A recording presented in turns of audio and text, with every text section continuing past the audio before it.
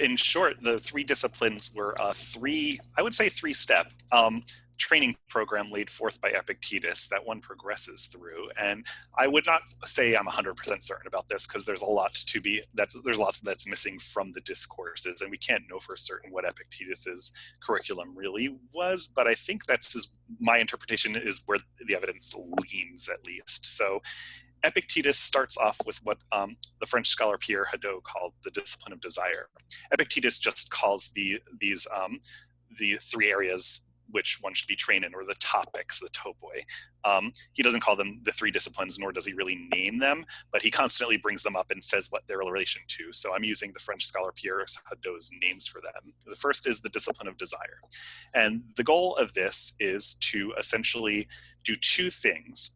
It's to first actually work more with your aversions, what you want to get away from, and try to move those aversions off of things that are external to you. And this is what's most famous in Stoicism. When people who haven't heard much about Stoicism start off learning it, they think Stoicism is all about the dichotomy of control and trying to be resilient. And that's actually only the first step. It's not all of Stoicism. And it actually, if people just take that to be all of Stoicism, it's not, they may actually wind up in a worse place than a better place. Because if you just become resilient, that's not necessarily going to make people or the world a better place overall. So, you want, if you like torturing people and the screams of your victims bothers you, and then you become more resilient and you're like, thanks, Stoicism, their cries no longer bother me. I'm resilient. Well, if that's how a lot of people interpret Stoicism, to just become resilient, and that's just the first step. So, but it is the most important according to Epictetus, but he says it for a very specific reason. So, the discipline of desire and aversion is to make sure you lower your aversions to external things. And so this is the kind of things that people talk about. So you expose yourself to discomfort. So you try to give things up, and you work with your mental reactions along the way. It's not just giving them up begrudgingly and saying, I'm a Stoic, this sucks, but I'm still Stoic because I'm a minimalist, even though I'm kind of grumpy about it. Or, God, this cold shower sucks, I hope it ends. Okay, it's done, I'm a Stoic now. You actually try to put yourself in the situations in order to try to work with your mentality and your impressions along the way. So you try to reduce aversions to external things. And in the interim, you also try to increase aversions to internal things. And what this means is essentially caring about your reactions, saying, wow, I'm really valuing things that are outside of my control. That sucks. And, maybe even like not shaming yourself really, but getting motivated that you want to change your reactions to things, not the things themselves. And so that's the part of the training. And Epictetus says that, summarizes this by saying you transfer your aversions from externals to internals, meaning you stop worrying about what's going on outside and start worrying about what's going on inside. Then you also reduce your desires for externals. And that's the entire training. And so you try to pay less attention to getting material things and things like that. And so all the Stoic exercises that a lot of people are familiar with is kind of aimed to doing those three things: increasing aversions to your internal reactions and trying to change them, decreasing aversions to externals, and decreasing desires for externals. Now, there's an asymmetry here. Why aren't you increasing desires for your internals? And Epictetus actually gives an answer to this, I believe in Enchiridion 1. He says, because people who aren't well trained in the discipline of desire aren't ready yet. They're not ready yet to desire what should be desired. So what should be desired then? Well, the answer to that lies in the second discipline, which is the discipline of action. And what's to be desired is to improve one's character, in order to become a more rational and pro-social human being. The discipline of action has a kind of algorithm that allows you to choose actions based on your human role as well as what you're particularly well suited for. And so after you get better at your desires and aversions to externals in the first discipline, you then move on to wanting to become a better person.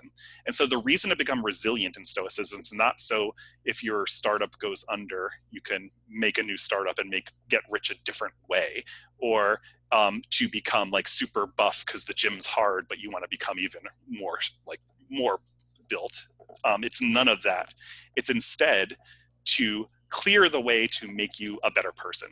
So Epictetus gives an example of this, which is kind of involves puppies. And it's one of my favorite examples. I may have brought it up on the last time, so forgive me if it's a repeat, but for those of you who haven't heard it before, Epictetus said so the Stoics had these series of things called paradoxes, which literally means going against common belief. It's not a paradox nowadays, like what's the sound of one hand clapping or something like that.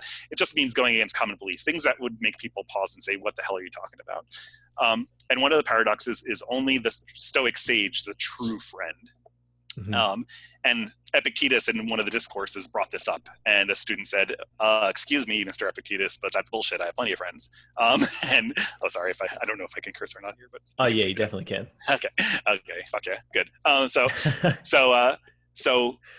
Epictetus is like, yeah, you're kind of like friends, but you're like puppies. And the student is like, wow, that sounds great to me. Well, puppies are adorable, right? And he's like, well, sort of. I mean, you have the puppies in a pen and they're all playing together and they look all nice and happy and they're cute and yapping. But, if they're a little hungry and you throw in a piece of meat, that's going to be enough to turn them on each other. Those once friendly puppies that are adorable and now it's nipping at each other and biting each other's ears in order to get to the meat.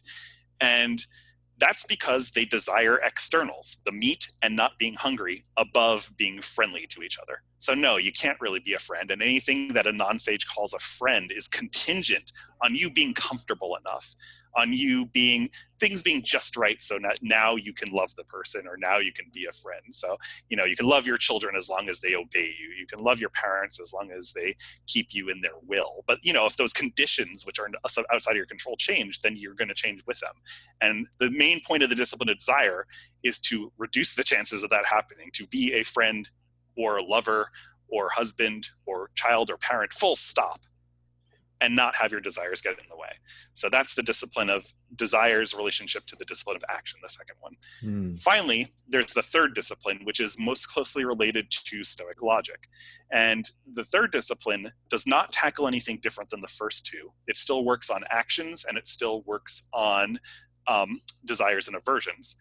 What it does is it does it at a much closer level, and it's the path to sagehood in a sense. So once you get good enough in desire and aversion and action, you then move on to the discipline of assent, where you take a look at your psychological reactions immediately and try to hold them and catch them quickly and counter them.